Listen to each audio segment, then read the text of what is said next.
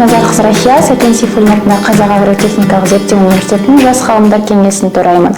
Бүгінгі таңда осы ғылым күніне орай біз мемлекет басшысынан Ақордадан пәтер алдық. Негізі одан кейін осы таңда осы жақында ғана пәтеріміздің кілтін алып, одан кейін барлық мебель жиһаздармен, барлық техникалармен жабдықталған пәтер дайын күйінде алдық.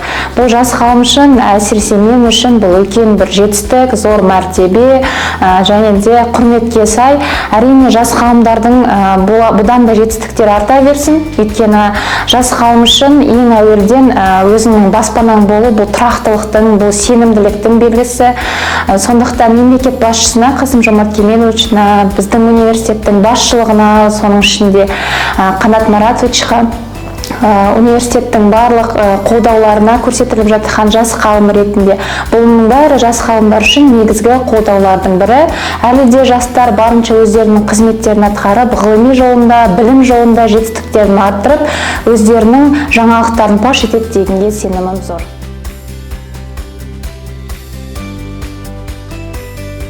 Выражаю глубочайшую благодарность нашему президенту Республики Казахстан за поддержку научных работников, в частности молодых ученых, а также за такое огромное оказанное мне доверие. Я недавно получил по программе обеспечения жильем молодых ученых квартиру на полностью безвозмездной основе. Также благодарю нашего ректора и также руководство нашего университета за поддержку научных работников, молодых ученых и развитие нашего университета. Развитие Казахстана – это непосредственная связь будет с технологиями и наукой. И в данную сферу нам нужно привлекать как можно больше молодых людей. И на нас будут равняться будущие поколения. Для меня это большая честь, чтобы если кто-то рассматривает сейчас научную карьеру или уже на начальном этапе сомневается в будущем, то для них это мощный стимул, чтобы понять, что государство сейчас уделяет этому большое внимание, и это очень важно для нашего будущего.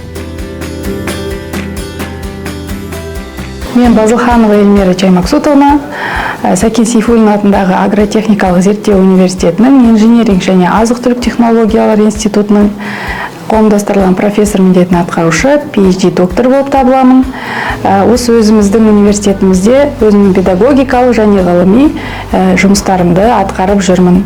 15 жыл бойы атқарған ғылыми жұмыстарымның нәтижесінде елордамыздың төрінен Ақордада президентіміздің қолынан осындай жап-жарық аппақ пәтердің кілтін алып отырмыз.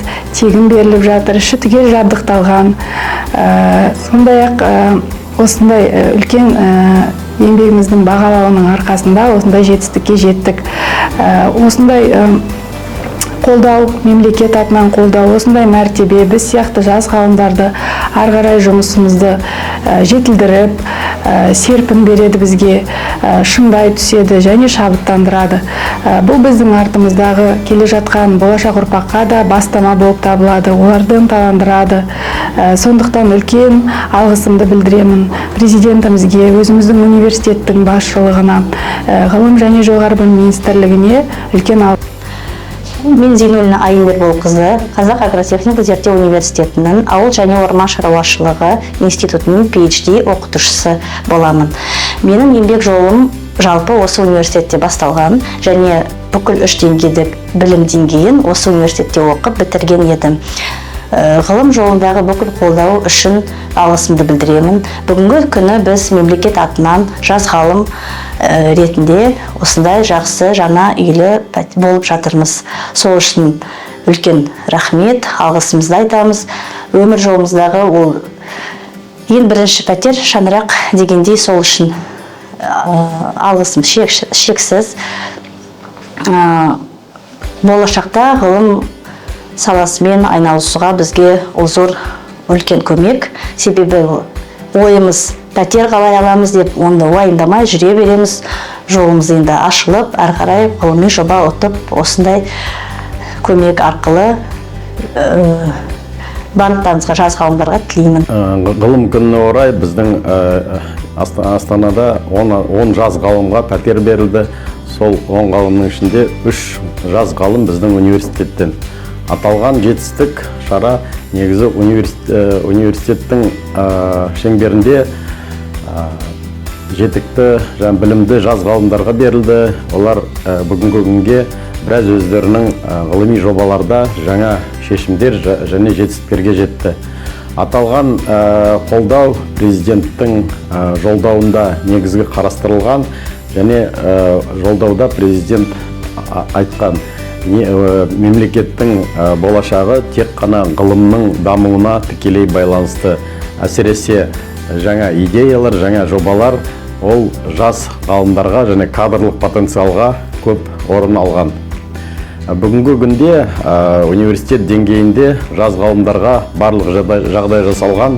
Сондықтан жас ғалымдар ғылыми жобаларға қатысады, орындайды, шетелдік тағылымдама барады, және мемлекеттік гранттық және жобалық бағдарламаларға, конкурсқа қатысып аталған жобаларды орындайды. Сондықтан жас ғалымдарға үлкен сенім артып жатырмыз, және үлкен оларға жоспар қойып жатырмыз.